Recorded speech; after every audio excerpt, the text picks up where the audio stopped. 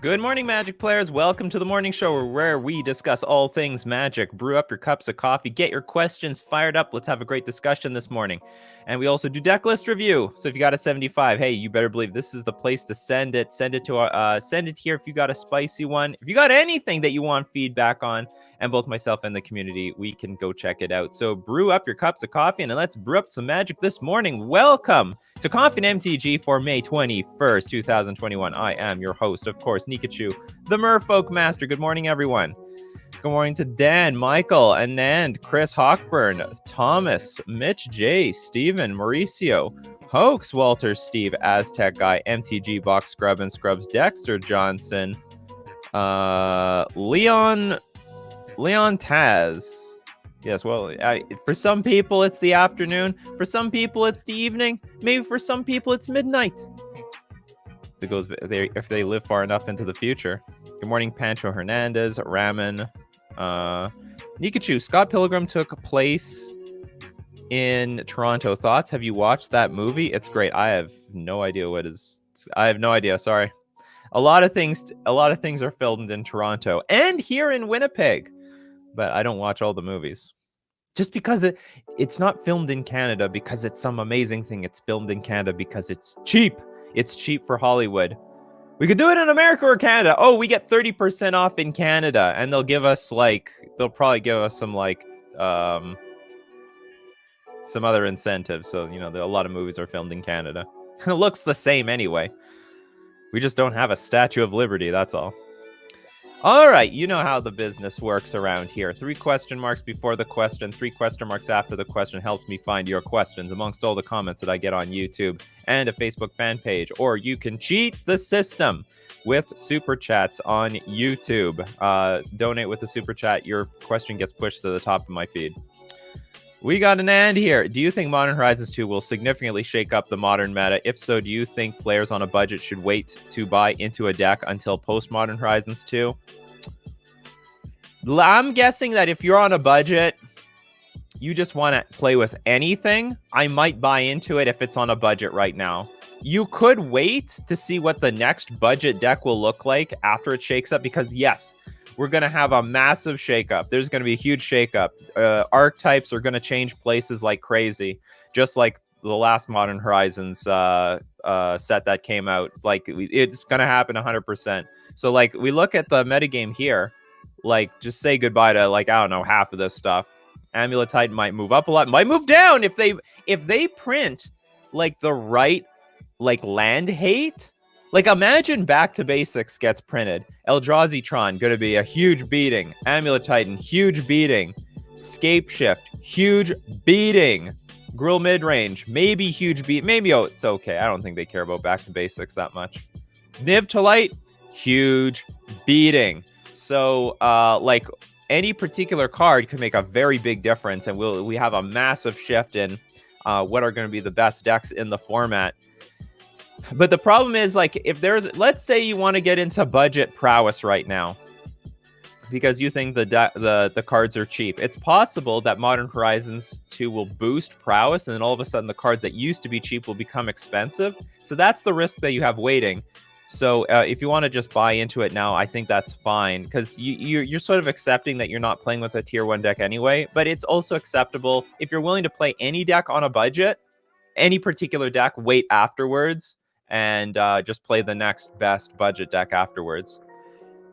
But if you want to play a budget deck that you know that you're going to like, you probably should buy in right now. Well, the cards are budget, because the cards might not be budget afterwards. You never know what Modern Horizons will do to an archetype, and all of a sudden the prices will fly up. Thomas Perry, if you had to use Collected Company with no Vial in a Modern Merfolk deck, what changes would you make to the creature and spell base? I would definitely have... I would not play with Noble Hierarch. I will say that. I don't think I would play with Noble Hierarch. I think I would play something similar to what we do in Historic. Very similar. I would basically be playing Historic Merfolk in Modern. I don't really believe in Noble Hierarch. It's a really dead... It accounts for some dead weight when you play Collected Company. It makes some hands really bad. It's either like too much air or makes your hands vulnerable when you play it. It just says... You don't... you don't really want to hit your 3 drops too much in Merfolk. You're mostly hitting a bunch of 2 drops, so getting to 4 mana is more important than getting to 3 really fast. So I would just play it like a historic Merfolk deck. We do play with the Glassclaw Mimics. I'd play with 8 1-drop creatures for sure. Command Speaker, Ventic Biomancer, or some other card, Mistcaller or something. But enough lands to curve into Collected Company. How do I get those Nikachu emotes? Is anyone using them here? I can't tell. On the client that I have no idea if people are using the emotes. I know people have badges, but if you want the emotes on YouTube, you just have to join on YouTube. There's a join button. It's like subbing on Twitch, except it's YouTube. And I don't know how to use the emotes. You gotta ask other people who are using them. I can't see them from here. For all I know, nobody ever uses. From my perspective, no one uses the emotes. I don't know how often people use the emotes. Those fantastic tax credits for filmmakers up there. That's right. The tax credits. Union Jack says, love my salt mine video. I do too, but it's doing terrible in the YouTube analytics. I might have to get like make a better thumbnail or title or something, because not many people are clicking on it, but when you do click on it, people love it. The like ratio is super high. People love it if they can get to it, but not enough people are clicking on it. If people don't click on it, I can't make another one. That seems like such a good series that I could do to eternity, because there's like infinite salt on Magic the Gathering Online. Sean Ward, now that the number of people playing Burn is going down, is it time to finally not be afraid of Lava Dart? Tribal players? No. First off, Burn never played Lava Dart. The best deck in the format appears right now is it Prowess or is it Blitz, as they say on MTG Goldfish. They're still running Lava Dart. All the tribal players should be super afraid of Lava Dart. Burn never played Lava Dart. It was Prowess that did, and Prowess is still either the best or second best deck in the format. So be afraid. Be very afraid. Also be afraid of Gut Shot. Actually, this version is not playing Gut Shot. They're playing Vapor Snag. Okay, don't be afraid of Gut Shot.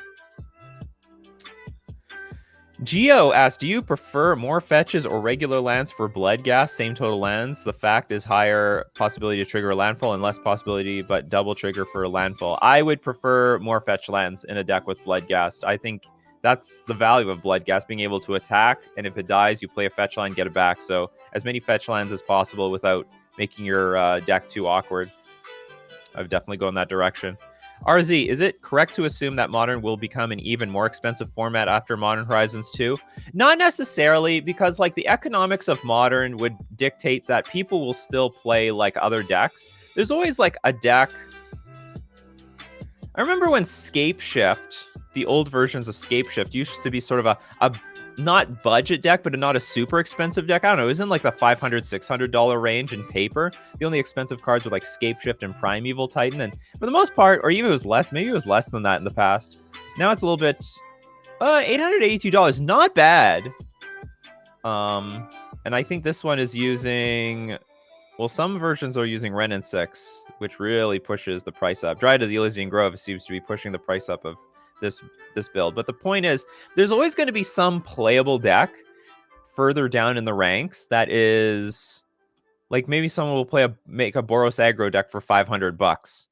If people can't afford $800, then they start pouring their money down into like another tiered, like a reasonably good deck further down the line. Holy crap, these are getting expensive though. Jund Shadow, $1,000. Burn, whatever, always $500. Niv to Light, like Wrenn and 6 is so responsible for so much of this, right? Yeah, Wrenn and 6, $315 of your deck. Nuts. Matt, this reminds me of Delver, when like this deck is reasonably priced at right $400, $600, and it's like really good, which incentivizes a lot of people to get into this deck. Blue red, don't know what to say, but I mean, it'll make the format more expensive if you want to play like the best deck. It will most definitely do that. But we're already, I think, for a while, we've been in like legacy price range. Sleepy Bones with the super chat. Thank you very much. Nice hair. Thank you very much. I appreciate it. Thank Cora Lee, my hairdresser. She did a great job. Actually, based on all the... I got so many compliments for my haircut. Tons of compliments about the haircut. Coralie will be proud. She actually subbed to me. I don't know. Maybe she's watching right now. They love the haircut, Coralie. They love the haircut. Do you think Brainstone will see play in Blue White Miracles? I want to say this card's not very good.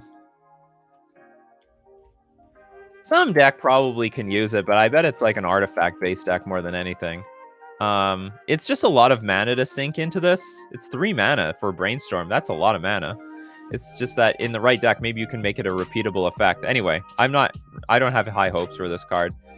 I don't know if it would... I doubt it would see play in Blue White Miracles. I might be wrong, though. It's like, at 3 mana, I mean, you're not too far from just playing Jace, and you have Brainstorm every turn for no mana.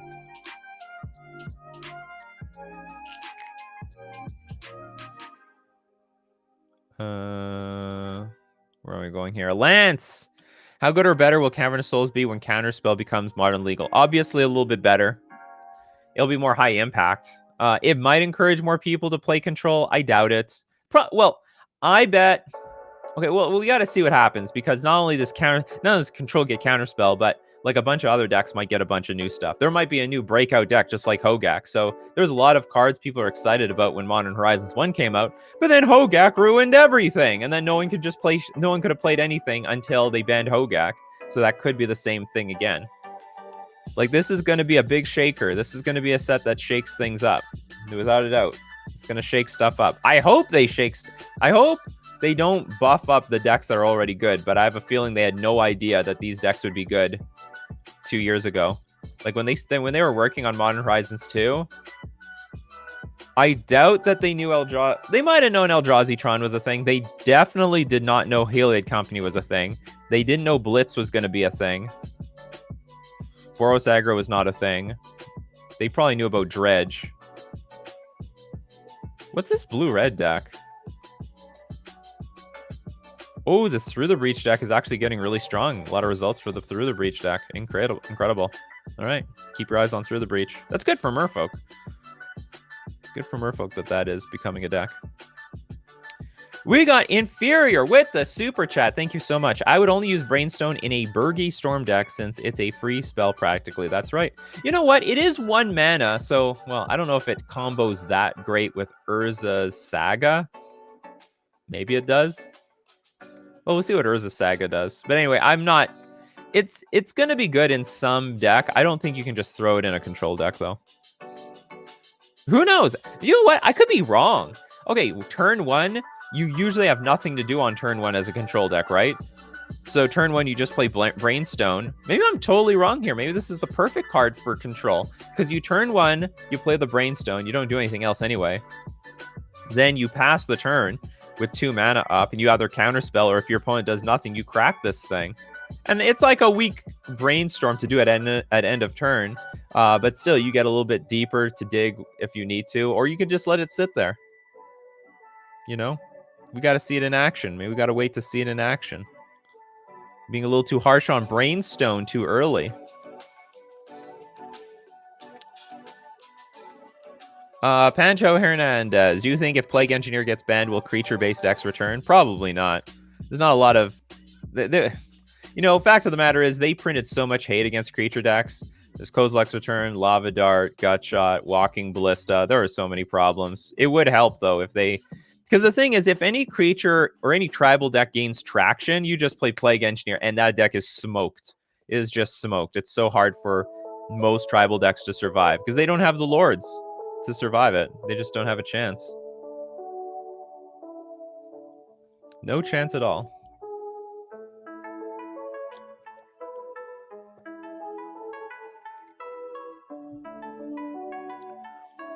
Skank Hunt. Do you think the new Urza Saga from Modern Horizons 2 will be any good in Eldrazi-tron? I don't think so, because there's nothing to get. If you look at the Eldrazi-tron deck, it's mostly... There's almost no 1-drops in that deck. Like, almost none. Let's take a look at Eldrazi-tron. There's like nothing. There's just an Expedition map, right? Look at the 1-drops. Expedition map, that's it. So they have no... It looks like it would be a good fit. It's a colorless land, right? It's a colorless land. If it could find lands, which it can't because lands don't have a mana cost and they're not artifacts, it would be good. But anyway, it only can find Expedition Map, and that's pretty useless. Expedition Map looks for lands, but you have to sacrifice a land to get this map, so I don't think it'd be worth it.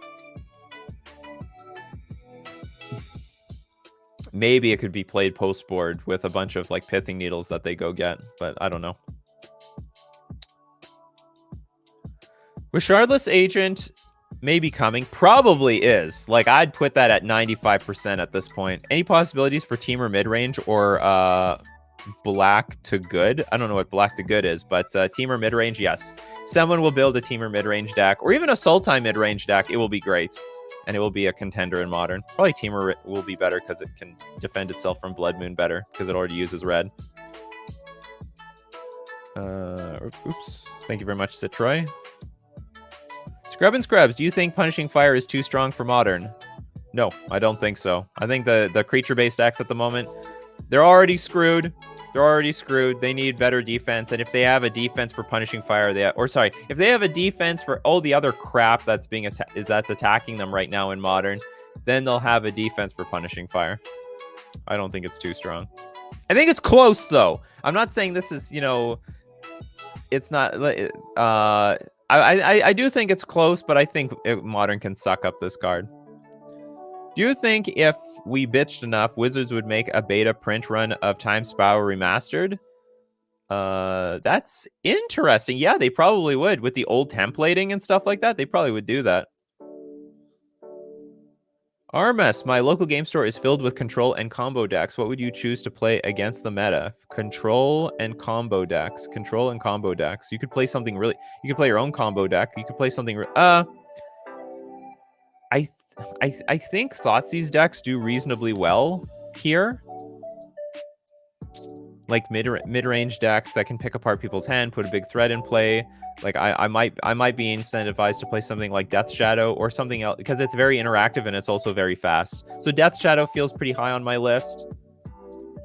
What else? Eldrazi-Tron actually is a pretty good thing because they do have disruption. They have a lot of disruption against combo between Chalice of the Void, Karn the Great Creator, finding some lock piece in the sideboard, and they also have hand disruption with Thought-Knot Seer. And it's reasonably good against control because they have like constant must-answer threats like Karn the Great Creator and Ugin the Ineffable.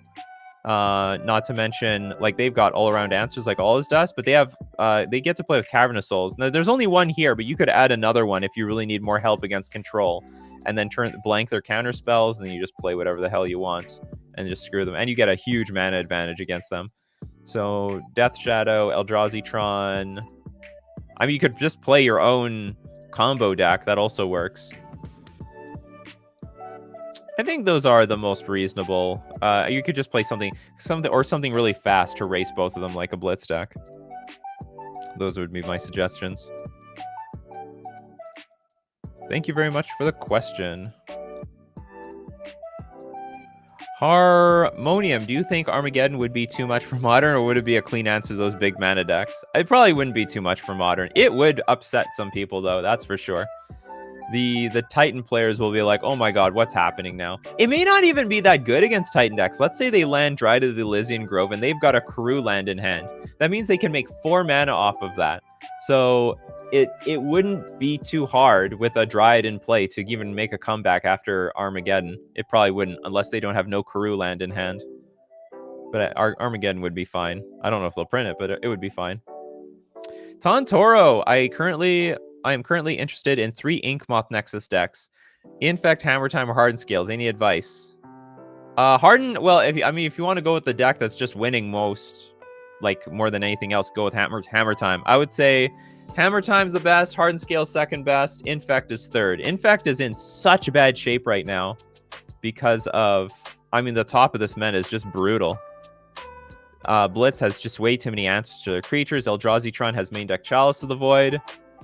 I think Blue-Red Control in general is okay against Infect. Amulet Titan. I don't know how this matchup is. On one hand, I think Amulet Titan has a lot of blockers for the Glistener Elf, but they don't have a lot of blockers for Blighted Agent. It probably have the advantage there. I think overall, there's just too many of these decks with a lot of spot removal, and that's not it doesn't bode well for Infect. When's the next Grandpa video? I want to hear his hot take on Modern Horizons 2. Well, we got to wait for Modern Horizons 2 to come out.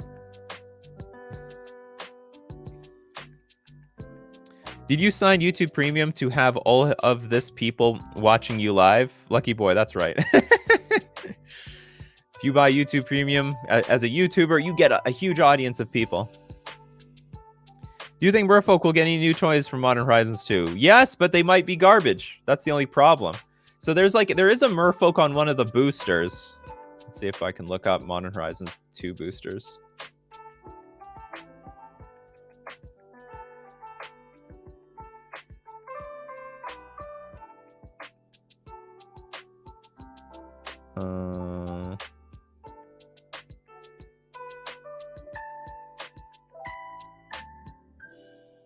Well, I can't find it easily Googling it, but there is a Merfolk on one of the boosters, which implies there's going to be a Merfolk card, but there's nothing to say that it's going to be good, that it's going to help us. Like, they give Slivers a lot of stuff, and it's stuff that it can help. I think that Flying Haste Sliver is actually really good, but it didn't help Slivers become competitive, you know what I mean? So it might be something that helps Merfolk, but not help it to be competitive is what I'm saying. So we got to wait to see if, what they give us. Redhead Kid, do you think once we are back to paper tournaments and Infinite Life will be better, Heliod Company will get a ban? Very, very possible. Very, very, very possible, especially at the GP level. If there's like a GP and there's like 5 Heliod decks in the top 8, say goodbye to something in that Heliod deck, and it's very likely the case. That deck is that deck. It was already proven to be the best deck in Modern, and maybe it's fallen the wayside a little bit to Is It Blitz, which is just an easier deck to jam. Heliod Company is not an easy deck to jam, because once you have Infinite Life, you realize it's not actually Infinite Life. You got to waste 10 to 20 minutes gaining life to prove the point to your opponent that they can't win. So it's not the greatest combo deck online, but whereas in paper, you just say, okay, I'm at 1 billion. I'm at 100 trillion life. Go. Good luck getting me down to 0. It's effectively a win. Thoughts on blinking back half of Alrund to get a cheap threat that generates card advantage? What is Alrund? I hope this is easy to understand. Okay, thoughts on blinking back half of Alrund to get a cheap threat that generates card advantage. Whenever Raven deals combat damage to a player, return it to its owner's hand, then scry 2. I'm guessing this is the back half. Blinking back half to get a cheap threat.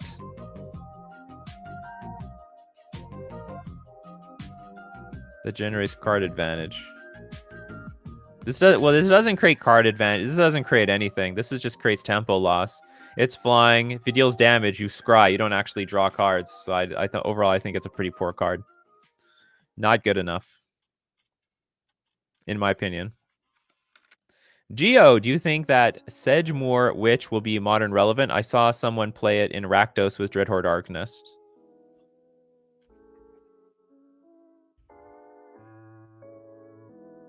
It's possible. There's a lot of words on this card. Never underestimate a card with a lot of words. Ward 3, whenever this creature becomes the target of a spell or ability, they have to pay 3 life. I don't like stuff like that. They'll just pay the 3 life if they need to. Magecraft, whenever you cast or copy an instant or sorcery spell, create a 1/1 black and green pest token. When this creature dies, you gain 1 life. I do like that part of it. This could be possible. It's like a more clunky it's like a more clunky young Pyromancer. But you get some value if they kill it. So like even if, like with Young Pyromancer, if you just shoot it, it's dead. Nothing happens. But you could tap out for this thing. You at least get some value. You know, if your opponent wants to lose some life, go for it. So it's and it has Menace, so it can attack better than a Young Pyromancer. Too used to talking about Seasoned Pyromancer. Young Pyromancer is old news. Seasoned Pyromancer, new news. Thoughts on Portable Hole? Very playable spell. So this is a card spoiled not too long ago. We'll see the impact that it has on the format. The thing that sucks about it is that it's an artifact. There's a lot of artifact hate in the format. So there's a lot of decks that have a Braid or Kolaghan's Command waiting in the sideboard, and they might be bringing it in against you anyway, you know? So this is more vulnerable than, say, On Thin Ice. But probably we'll see play. We'll just see how much play. Oh, it is important that it's a non-land permanent, which I like. Let's get that sleepy portable hole. It's a non-land permanent. It's like not just for creatures. So you can hit like Ren and 6. You can hit other artifacts and enchantments. If your opponent plays On Thin Ice against you, you can portable hold their On Thin Ice and get your creature back. So I mean, this could see a lot of play actually just based on that. I mean, it's very possible. I'll probably play in Merfolk. Do you think Historic is a legit format? I feel like Pioneer is still the better and more organic format. Historic is super, super legit. A lot of people like playing it on Arena. Very popular format. Pioneer, also legit format. Just two different platforms. Pioneer is just going to be...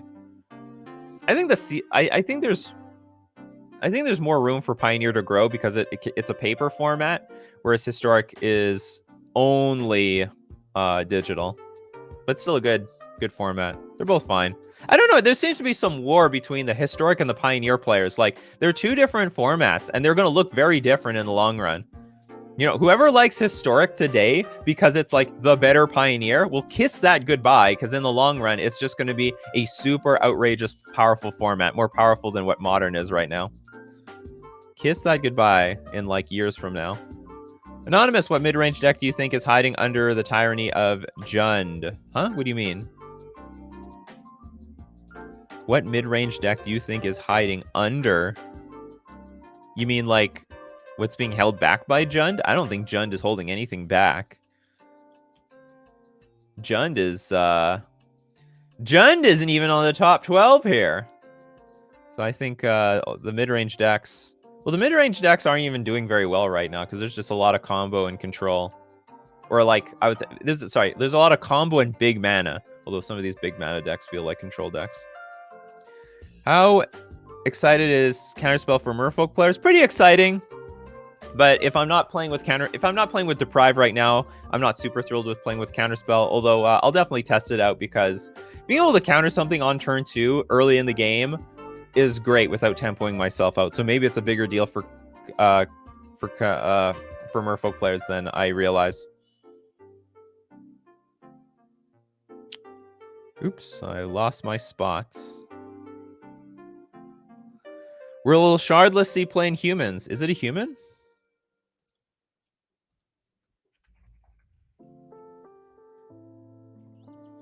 What do you know? It is a human. So the answer is yes. They'll probably play this. I think they'll play this. How much better is this than, say...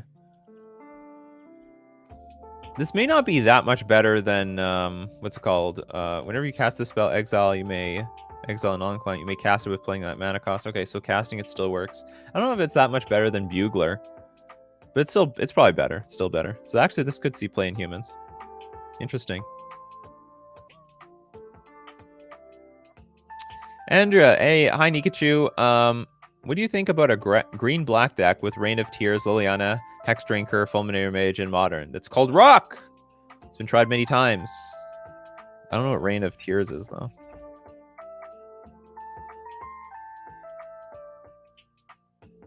Destroy target land. A little bit clunky. You might as well be playing with... you might as well be playing with Fulminator Mage. Isn't there another one? I think there's another land destruction card at green. Maybe not. Maybe not. Anyway, I think with how Modern is right now, this is sort of a dangerous card to be playing. To be playing something like this. In my opinion. It's pretty slow.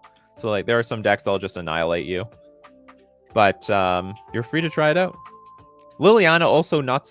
Hexdrinker is like not really that great in Modern, in my opinion. It's and in a lot of people's opinion, it's just like it's a meta call right now. Because it's Jund Shadow's best way to attack through a Auriok champion. But outside of that, it's not really that good. They'd prefer to be playing with Swift Spear or something else. Anyway, it's possible. Build it. Make it work. But it's a rock deck, you know.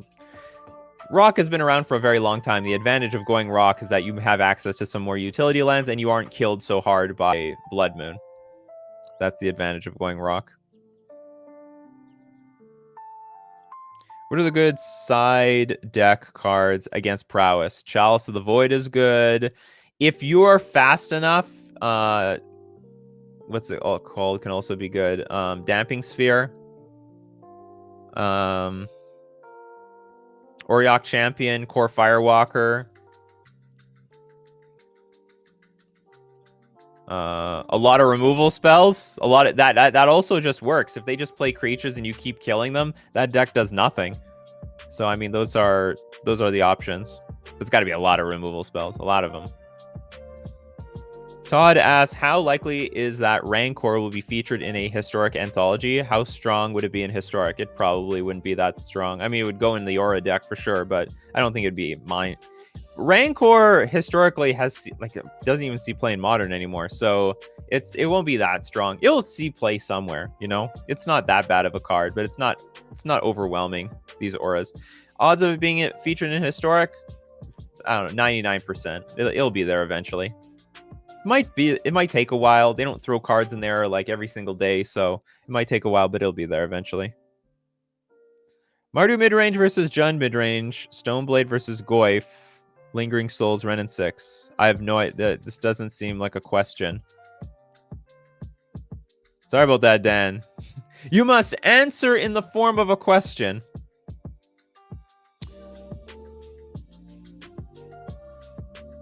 Mixer Loser. How do I use my legs, Nikachu? Please, my friend. I have fallen and I cannot return to my planeswalking feet. I don't know. Pick up some planeswalkers. Some weird questions halfway through this show. Cameron, I was wondering what budget modern deck would you suggest to start growing a collection? I've been thinking about Soul Herder or Too Light, but because I have some of the cards. I'm guessing you mean Nift. Oh, you mean like Bring to Light decks? Soul Herder sees no play right now. Like, I mean, I know it's got its niche following, but I would be, if you want, go with a Bring to Light deck. I think that's a very, very good idea, because the Bring to Light, like, you look at Scape Shift. Let's look at this like Bring to Light Scape Shift deck. You got stuff like Dry the Elysian Grove, Teferi Time Raveler, Lightning Bolt. You got a lot of modern staples in this. Really, this deck is like modern staples, the deck. Look at this. We got a little bit of the Reclaimer Titan in here. We've got a little bit of Amulet Titan. We got a little bit of Blue-White Control. We got a little bit of Burn/Jund. We got like Is It Control in here, and Storm. We've got again Blue-White Control, 5-color control. I mean, you got a little bit of everything in this deck. So I mean, if you start your collection with something like this, it actually gives you a lot of direction to move in other directions if you really wanted to, because you have a little bit of everything. And then where's Niv to Light? And then Niv to Light, very similar deck. You got a lot of Jund cards in here. Jund, Burn. You just got a little bit of everything, you know what I mean? Whereas if you get a bunch of Soul Herder cards, I mean, you could get, I'm not familiar with all the Soul Herder pieces, but they're not all playable everywhere. Whereas, I mean, mind you, these are very expensive. So this is an expensive way to start your modern collection. You could go with this. But I mean, they're all full of staples. This one's $882, so not too bad. Not too bad if you go the Scape Shift route. Anyway, it's possible. That's how you should build your collection. Best budget deck in Modern right now?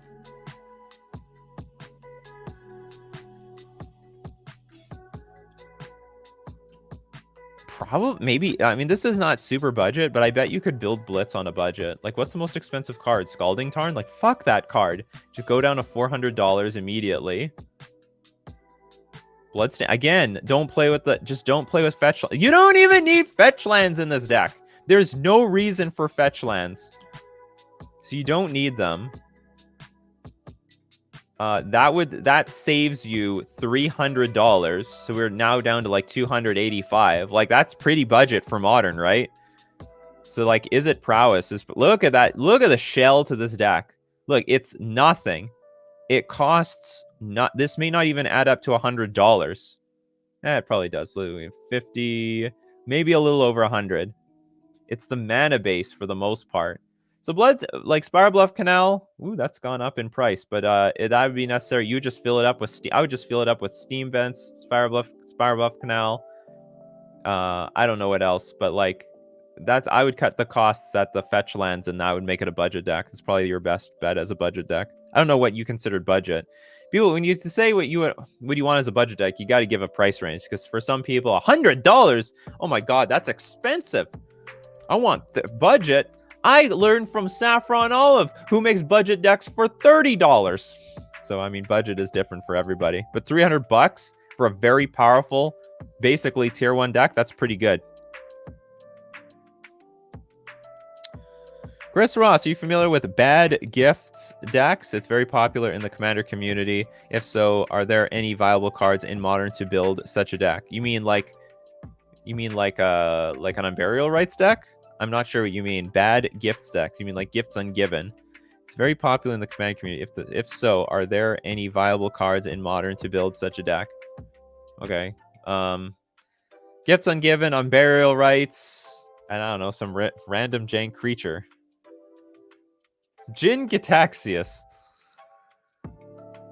Do you feel eventually Ether Vial will be too slow for Modern? It might be there already. It might. I mean, we might be there. It's pretty clunky right now. It's pretty clunky. Wouldn't invest in any cards financially in Modern in general. Everything can be reprinted. Yeah, but so here's the problem with that mentality. I mean, I wouldn't be looking to invest to make a big profit or anything like that, but I don't think people should be afraid of buying into Modern. Wizards can't print everything at once. They cannot reprint everything. They try, and they're always lagging behind by 2 years, but they just can't. The fact that so many of these decks are still pretty expensive, I mean, outside of even Ren and 6 is, well, I mean, I guess they're keeping the fetch lands really expensive anyway. It's because they can't reprint everything. They just can't reprint everything. They most doubt. I mean, when it will get reprinted, it will crash, but then it usually goes back up. I mean, if you look at the history of a lot of Modern cards, it has taken that trajectory. You could blame the pandemic for that and inflation, but eventually the cards go back up. They print it, people forget about it, people need it, prices go back up. Which tribe other than Merfolk would you like to see in Modern Horizons 2? I'd like to see Slivers, but they're probably not giving it to Slivers because they already gave something to Slivers last time. So outside of that, maybe something to Spirits.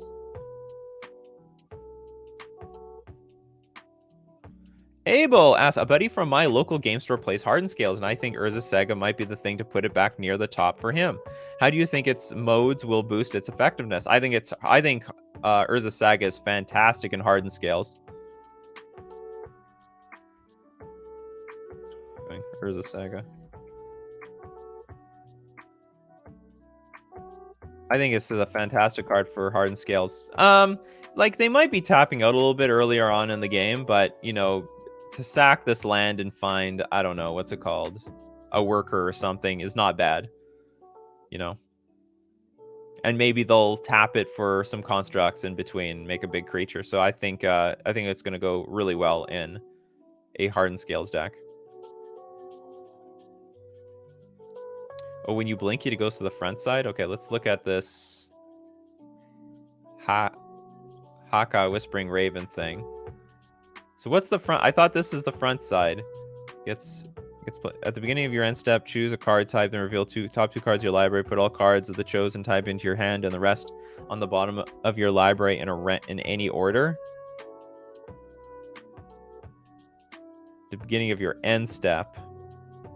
So you want to blink this thing.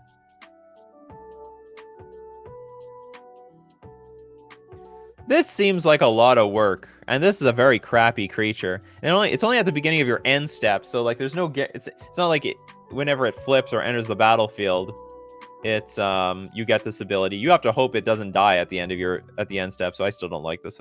Still don't like this thing.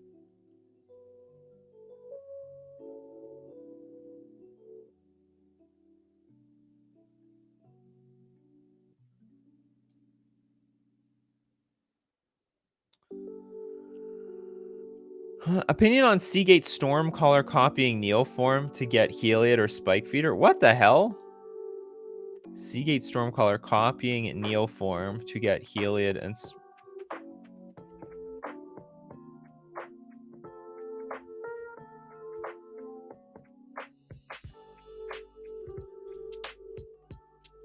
Whenever Seagate Stormcaller enters the battlefield, copy the next instant or sorcery spell with converted mana cost 2 or less. You cast this turn. When you cast it, if Seagate Stormcaller was kicked, copy that spell twice instead. You may choose new copies.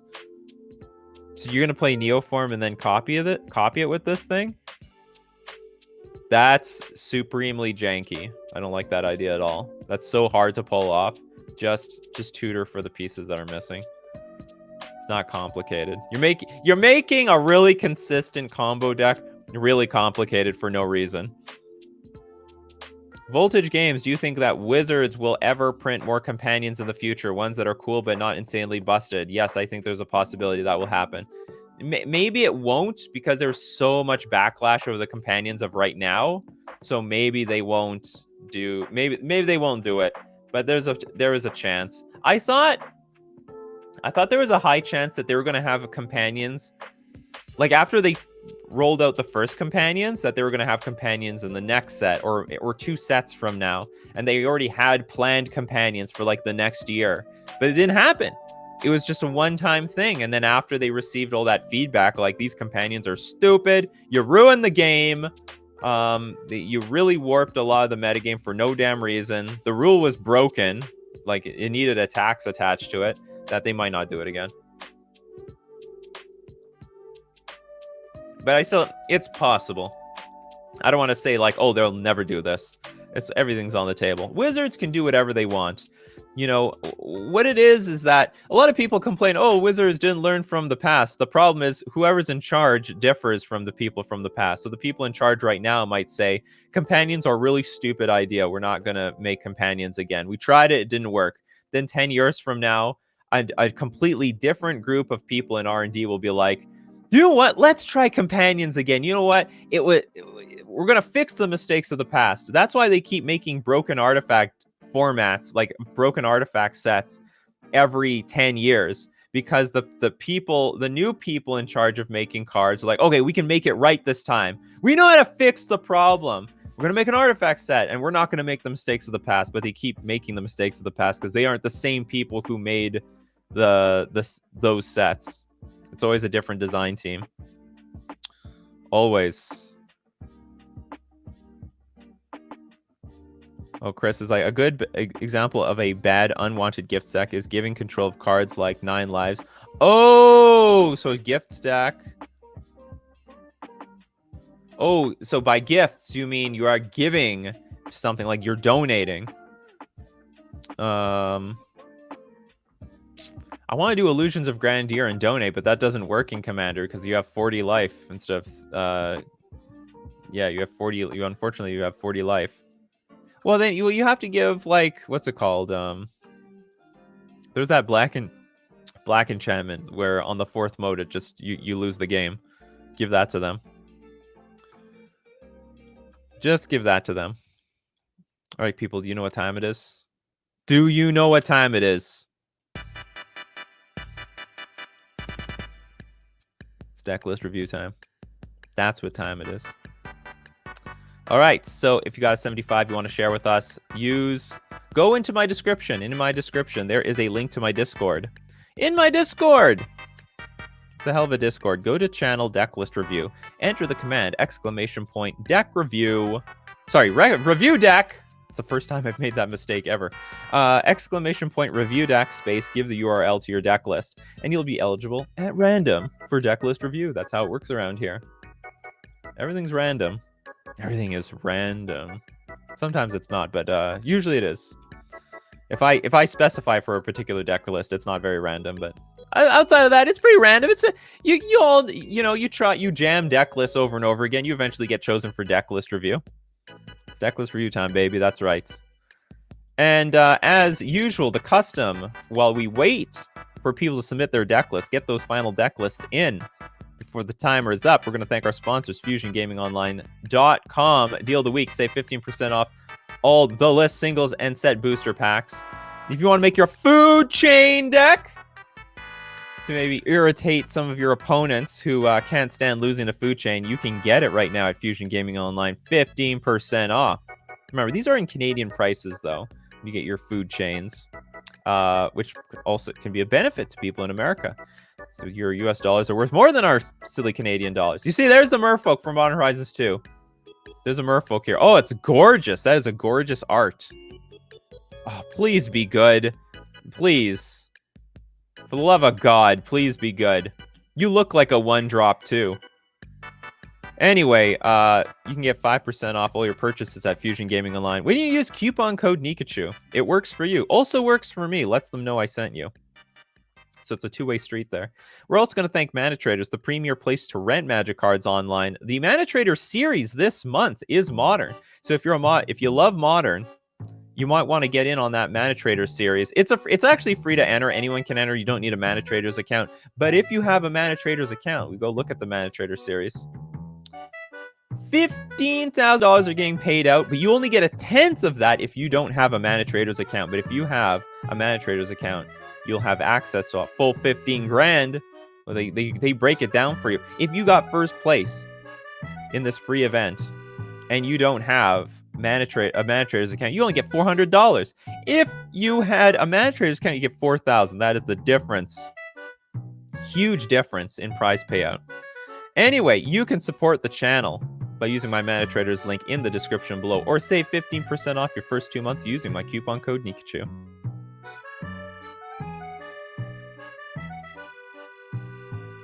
Boop.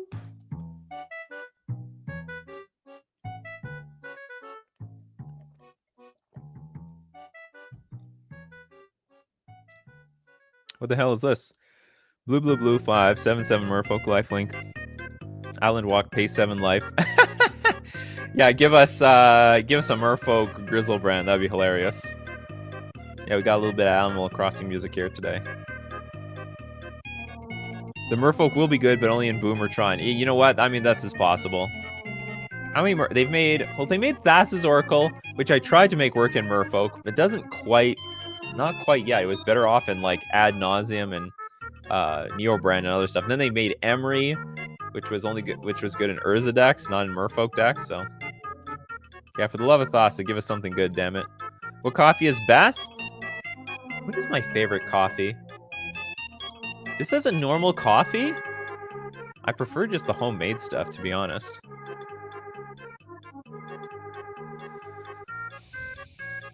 I make my own stuff. I can't appreciate like a gourmet coffee, you know, past $2, like past $1 to $2 a coffee. You can't impress me, really. You can't impress me. We have a good turnout for Decklist review. All right, I hope you get all your stuff is submitted. Final calls. Let's go.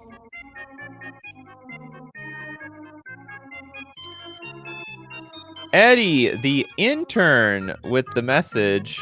A lot of message stuff. And a Decklist submitted on Scryfall. I haven't gotten one of these in a long time. Shout out, by the way, to the Mario Paint fly swatting game. Is there like an end to that game, or does it just go on for forever? I don't think I ever beat it. We've got a real pile here, but it's a pauper deck, a pauper list. The idea is you enchant Judge of Currents or Stormybrook Schoolmaster with Karametra's Favor and Freed from the Realm for infinite life or infinite fish, Preordained Omen of the Sea, and Thirst for Meaning. Give the deck tons of draw potential. And there are tons of great enchantment-based removal and protection cards in the main and sideboard for utility, or to pitch to Thirst. I feel like experimenting more with the graveyard recursion like Custody Squire, but I don't know what I'd cut from the sideboard for it. All right, pauper players, get your hats on. Now, people have sadly, people have tried to make stuff like this work in Modern, and it just does not have a chance. Now, that being said, maybe it has a chance here in Pauper. Whenever Stormybrook Schoolmaster becomes tapped, you may put a +1/+1 blue Merfolk wizard creature token into play. And we have Judge Occurrence. Whenever a Merfolk you control becomes tapped, you may gain 1 life.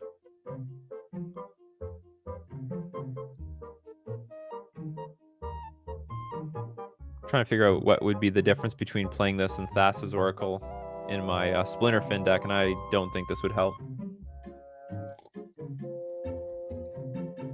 So we're playing Freed from the Real. Enchanted creature, tap creature, untap enchanted creature. But you, what? Where's the infinite? Karamatra's Favor. Whenever Karamatra's Favor enters the battlefield, draw a card. Enchanted creature has tap, add 1 mana of any color. Oh no! This is too many combo pieces. This is 3 cards. That's a lot. I was hoping this would just be a 2-card combo. This is real. Well, okay, so it is what it is. Thirst for Meaning. Draw 3 cards, discard 2 cards unless you discard an enchantment card. Preordain, you do need to dig. Digging is good. Face Fetters. There's a battlefield, you gain 4 of life. Enchanted permanent can't attack or block, so you got some controlling elements.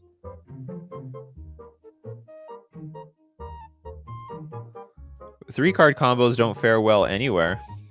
Better off playing the Gond list. What, I don't know what the Gond is. Oh, so there's a separate list. Create a 1/1 elf.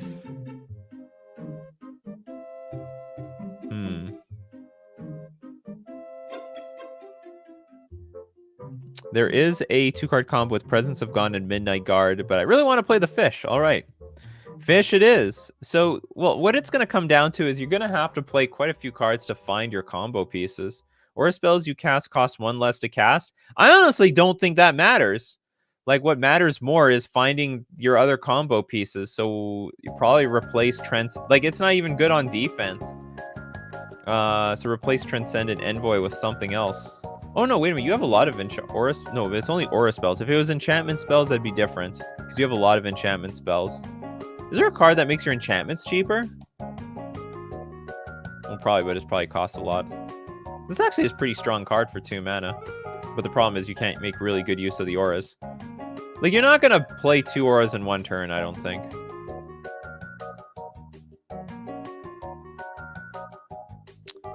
Yeah, instead of playing green cards, that could be just blue-white and play Heliod's Pilgrim.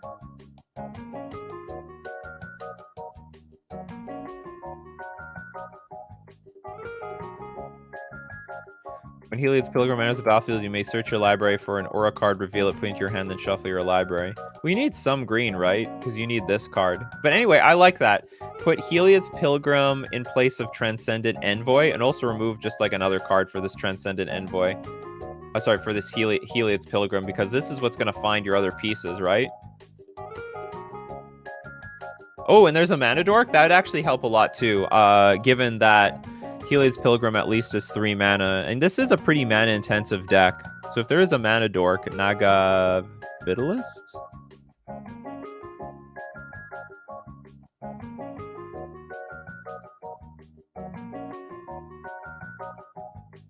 Oh, but this is 2 mana for the thing. Add to your mana pool 1 mana of any type that a land you control could produce. I don't know if I'm high on a 2 mana ramp spell. So it's not like whatever. So I'd replace Transcendent Envoy with Heliod's Pilgrim. I'd also try to find 1 more Heliod's Pilgrim. At least it's like it's a chump blocker if you need to, and it finds your auras. I don't mind these controlling effects because you might need it, you know? You're like, so you might have to play like a control combo. It might not be too bad. Like we might replace some cantrips with just cards that help find your combo while simultaneously controlling the board. Open the armory.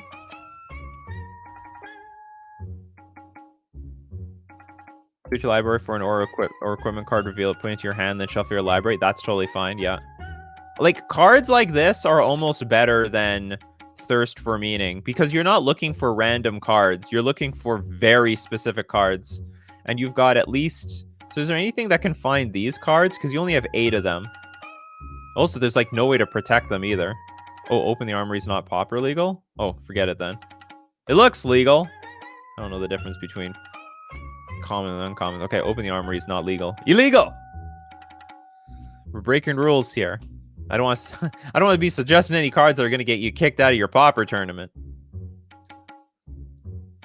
Starnheim Courser. Bet it's going to be expensive, though. It's actually not that bad. Flying artifact enchantment spells you cast cost 1 less to cast. It's actually not that bad. But at 3 mana, we got to be playing other stuff. Is there anything that can find the creatures?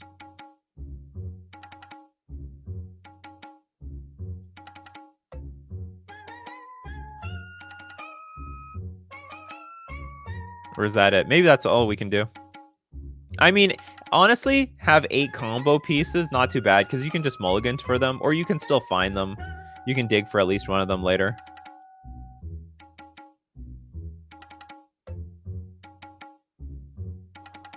Amrose Scout.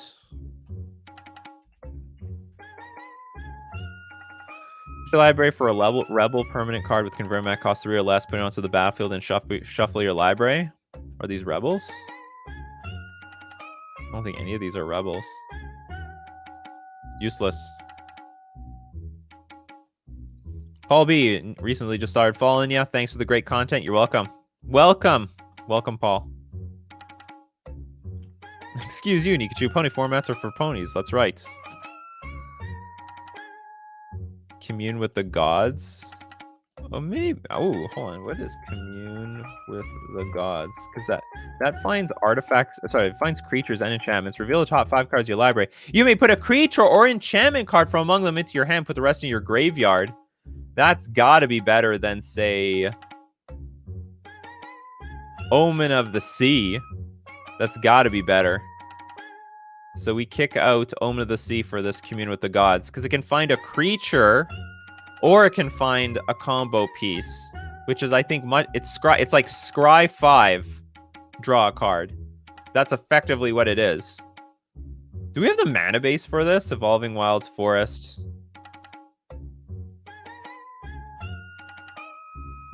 Choose a color other than white, so you can choose green. Wow, look at that Thriving Isle. That is a 10 out of 10 art. Wow, that art. And on a shitty card. That is what a waste. That could have been like...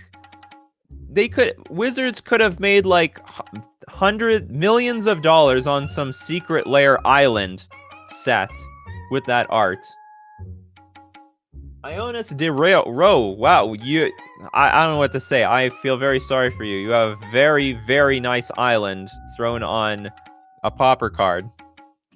It's good in Pauper as a 2 of. But anyway, I would probably try hard to get the community. I don't mind Preordain because it gives you something to do on turn 1. But I might prefer Commune with the Gods more than Omen of the Sea, even though this can be... You're probably going to be cramped on mana, so I don't really see you sacrificing the Omen of the Sea later. And it can also find it can find enchantment cards, right? So you can find things like Journey into Nowhere, Faith's Fetters if you need to. I like that card. Heliod's Pilgrim. Did we look at this card? No, yeah, we suggested this card. But it's only good for auras, not for finding the creatures. So that would be my other suggestion. We play with Commune of the Gods instead of Omen of the Sea. Now, mana base might be real jank, because we just put like a second green card in this deck. 4, 7, 11.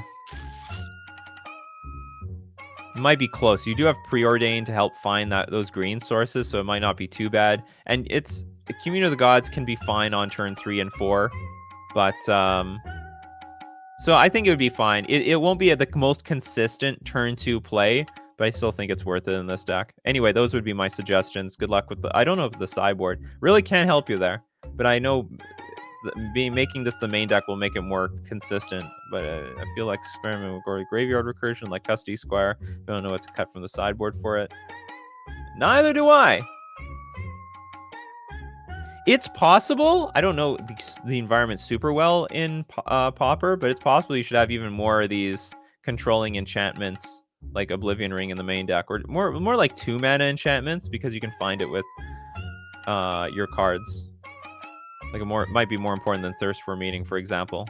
This is very expensive for a card. Draw 3 cards, discard 2 cards unless you discard an enchantment card. It's like card advantage, but whatever. Anyway, hopefully that feedback was of some use to you. Good luck with your popper list.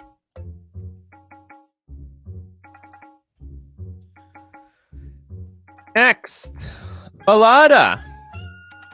This has got to be Balada's 5th time getting chosen. Everyone's like, oh my god, Balada again? Hey, you try every single day on Coffee and MTG. You're going to get chosen more than once, more than twice, more than thrice. What do you got for us today, Balada? You got Mardu Pile. You know what? All the Mardu decks, they look like that anyway. So it's a modern deck. Do you need the Pluto Deltas? Is that better than Bloodstained Mire in this deck? There's no way that this is better than Bloodstained Mire, right? That's pointless. Bloodstained Mire has to be better. Just an observation off it. And again, like, what's with these fetch lands? They are not consistent. Like, don't try to throw people off. Like, if you need to get your basics, you'll screw yourself. Just play with Arid Mesa. Play with Bloodstained Mire. Play with Marsh Flats. So anyway, don't change the fetch lands. I don't know if this is like, these are the fetch lands I owned sort of thing, or you're just trying to be cute with your opponents, but because I know there's some value to playing like Pluto Delta Pass. Oh, you think I'm a blue control deck? No. I'm actually a Mardu deck. Come on. Anyway, Bone Crusher Giant, awesome. Dreadhorde Arcanists, I'm so on this card. Croxa, awesome. Seasoned Pyromancer, awesome. Skyclave Apparition, awesome. Strong start. Fatal Push. Kai's got you. Actually might want more Fatal Pushes, at least in this meta game. Well, you probably have them in the sideboard. Hard to bet. You don't. You don't have it in the sideboard. What is up with that? I think I'd prefer Fatal Push over Path to Exile. Path to Exile is not doing very well. Kai'Sgal is fine. Kolaghan's Command is fine. Lightning Bolt's great. Light Helix, it's like okay. Or maybe I'd prefer to have one less Lightning Helix, one more Fatal Push. No, Lightning Helix is good. Those stupid Helia decks. Those idiot Helix. Is it Blitz decks? Collective Brutality. I don't know how good this card is right now. Like, what does it kill? It even has trouble killing prowess creatures. I may not be high on Collective Brutality right now. Maybe this should be Fatal Push instead. Or at least this should be more relegated to the sideboard.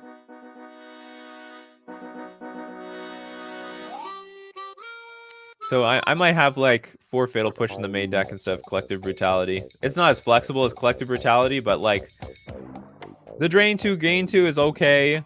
The target creature gets -2/-2 is very poor right now.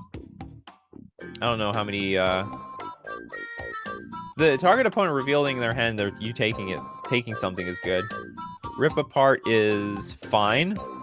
Lingering Souls, I guess, is fine. Although honestly, I wouldn't play Lingering Souls. I'd prefer just more Bone Crusher Giants. Like, these are really good cards. You put me in a situation, do I want Lingering Souls? Do I want Bone Crusher Giant? I choose Bone Crusher Giant. Unless this is your only way to get evasion.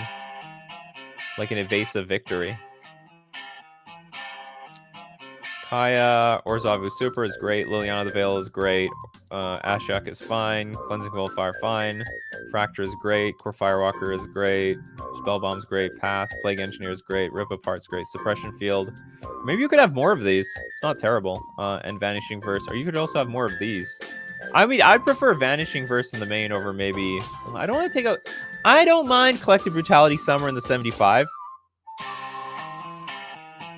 Like, it's still going to be relevant when you are up against something like Scapeshift, for example.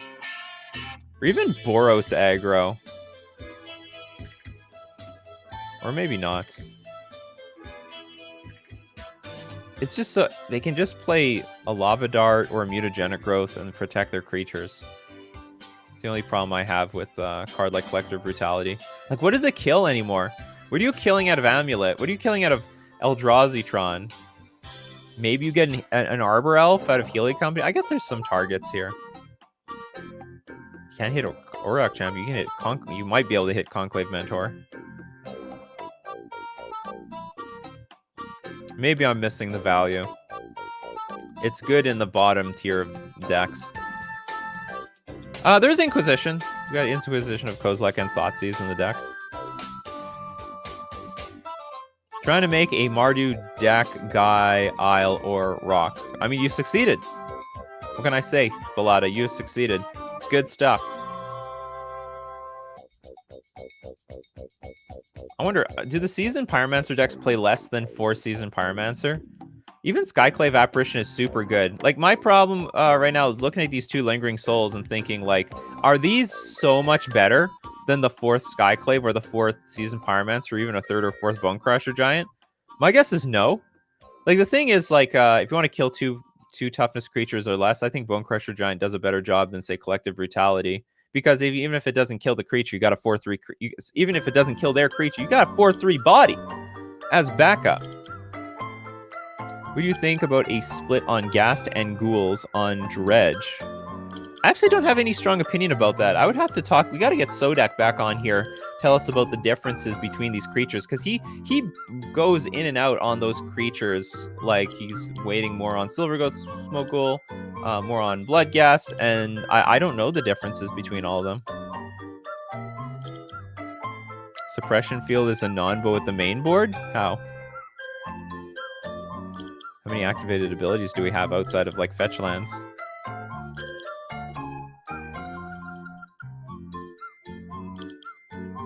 Do we have so many activated abilities? This does not activate. This does not activate. I guess this is an activated ability? Is Escape an activated ability? I don't know. Seasoned Pyromancer. For the most part, it still works. I mean, I think the idea of Suppression Field is just shut down the Heliod combo decks.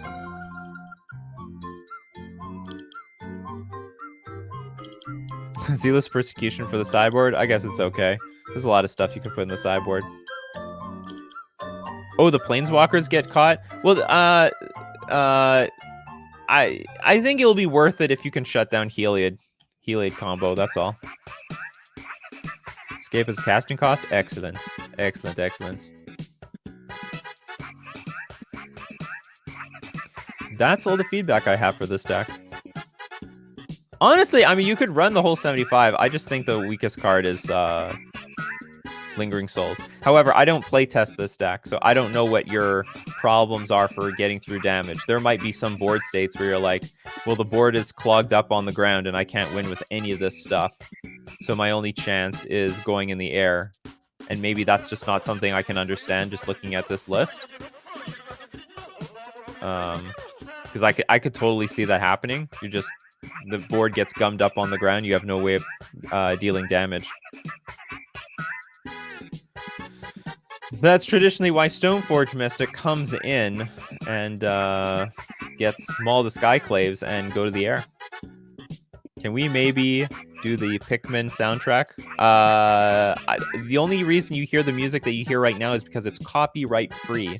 YouTube will not harass me for using this music.